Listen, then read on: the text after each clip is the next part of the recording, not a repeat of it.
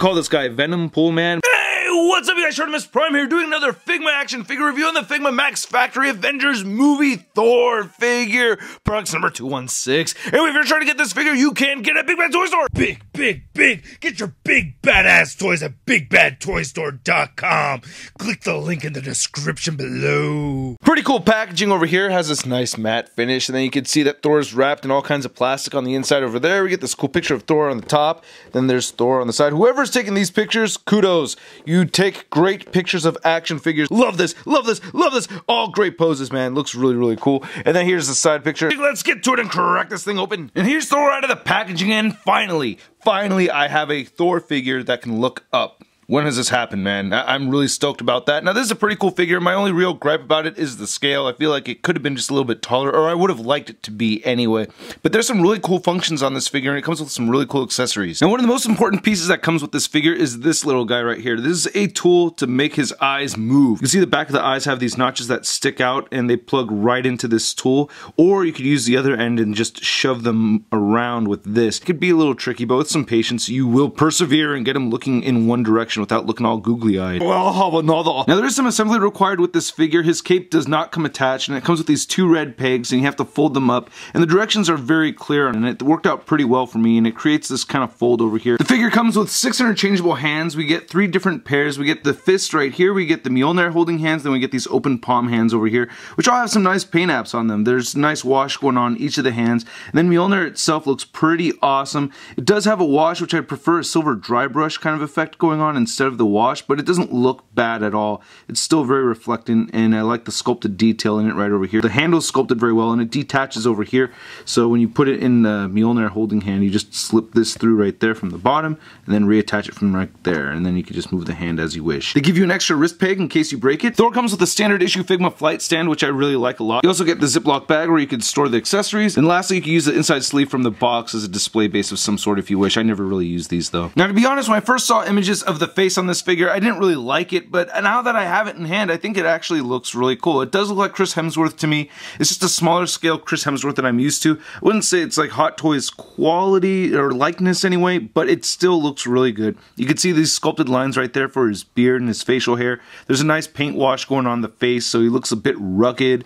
I think the eyes came out pretty good. I think the mouth on him does look a little weird, but not a big deal. I think they actually did a pretty good job on this head sculpt. I really like how the hair was done. They did a really good job with this, and I really like the articulated hair over here. I think that is incredible. And I think they did a good job with the sculpt and paint on it as well. I think it just looks really cool. You have these multiple layers right here, even though it's just one piece. I mean, to go over just the hair articulation, you could lift it all the way up like that. I think that's really cool, and you can rotate it side to side a little bit and move it outward. Now the rest of the figure looks great. I really like the silver paint on this figure. I think this navy blue looks really good as well. You can see some paint right there in those creases. I think that looks fantastic. Nice wash going right there around the belt, and I really like how that silver looks.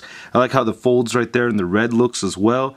Get some nice shading right there on the hands. I think the paint apps over here came out very clean. You can even see the wash right there on this little silver bit. Now the midsection of the figure does look like it's a little elongated. I don't know. Looks kind of strange, anatomically incorrect in my opinion. And I like how this section right here can be moved around a little bit, and same thing with like the brief section on this. It has some nice sculpted wrinkles, but it's made out of a soft pliable material, so it doesn't restrict any articulation. The red paint over the blue over here on the legs looks very nice, and then again some nice wash paint right there in the silver. I think that looks fantastic. You have that ribbed area right over there. It looks great. And there are no peg holes at the bottom of the feet of this figure, but it is nicely sculpted. And I think this cape is made out of cotton, but it's made out of this nice soft material, and it wrinkles up pretty nicely. I like how it looks. Then here's the back of the figure. Again, he has these wheel joints right there on the knees. That really bugs me. But on this particular figure, it bugs me even more on the arms. I really don't like how that looks over there. It really takes away from the figure, especially when you have all this nice silver paint going on over here, and then right there, you know, that bothers me. But continuing looking at the back of the figure, he's got nice wrinkles throughout and everything, and then there's that whole peg right there for his flight stand. Where's Jane Foster? Now we already went over the hair articulation, so sticking the hair all the way up like that and moving the head all the way back, you can see how much motion we can get out of this, and he can look all the way up. You can also move his head all the way down without his face falling off too, if I'm lucky, but yeah, there he goes.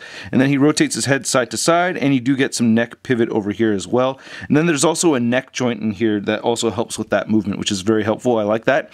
He has shoulders that move outward, and you can rotate them forward, and you do get a little bit of an armpit joint in here. He also rotates all the way up here at the shoulder as well. He rotates at the elbow. His wrist moves side to side. Wrists are also moved to hinge up and down. He has a diaphragm joint that can rotate side to side, and just the diaphragm joint allows movement to crunch forward and back, and it can pivot over here. He also has a great ab crunch joint, so you can really crunch all the way forward, and he can move pretty far back. This ab crunch doesn't really go far back as much as it does forward though, and he does rotate side to side at the waist, and you do get some pivot at the waist as well.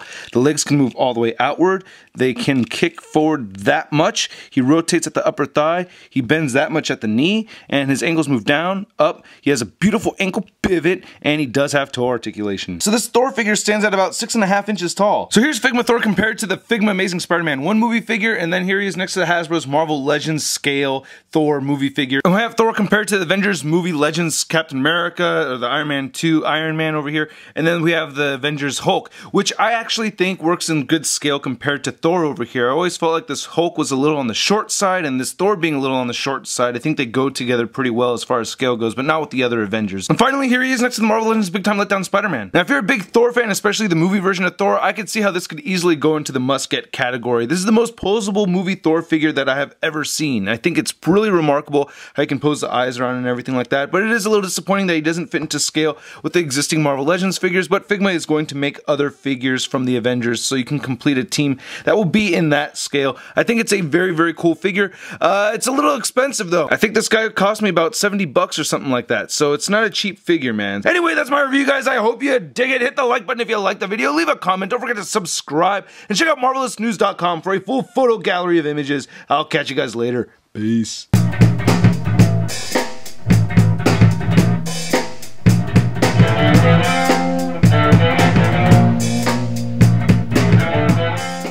Gave it a spark. Welcome to articulated comic book art. That's crispy. Moving the hair all the way up right there. Whoop, and there goes his face.